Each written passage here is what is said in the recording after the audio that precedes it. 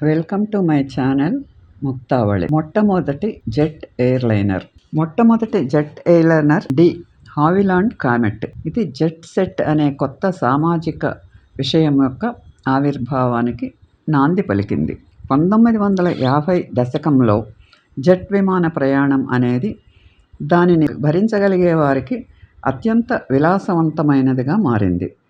సాంప్రదాయ విమానాలతో పోలిస్తే చాలా విమాన ప్రయాణ సమయాలు సగానికి తగ్గాయి. కానీ ఆధునిక ప్రమాణాల ప్రకారం ప్రయాణాలు ఇప్పటికీ నెమ్మదిగానే ఉండేవి.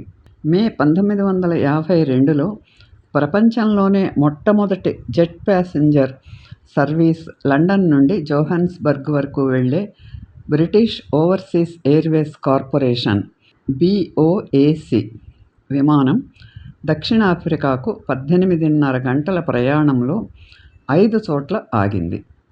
ప్రయాణికుల రవాణా రూపకల్పనలో ప్రపంచ నాయకత్వాన్ని సాధించాలని బ్రిటన్ ఆశించిన డి హావిలాండ్ కామెట్ విమానంతో ఈ BOAC సేవ ప్రారంభించబడింది.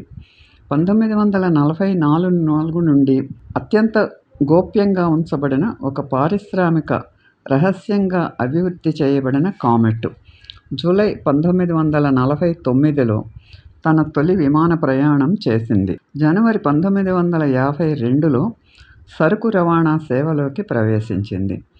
ఆ తర్వాత అదే సంవత్సరం మే 2న జోహాన్స్బర్గ్కు చేసిన విమాన ప్రయాణంతో ప్రపంచంలోనే మొట్టమొదటి జెట్ ఎయిర్లైనర్గా స్థానం సంపాదించింది. ఆధిపత్యం కోసం పోరాటం. కామెట్ సేవలోకి వచ్చిన మొట్టమొదటి జెట్ ఎయిర్లైనర్ కావచ్చు, కానీ అది ఎక్కువ కాలం ప్రపంచంలో అగ్రగామిగా నిలవలేదు.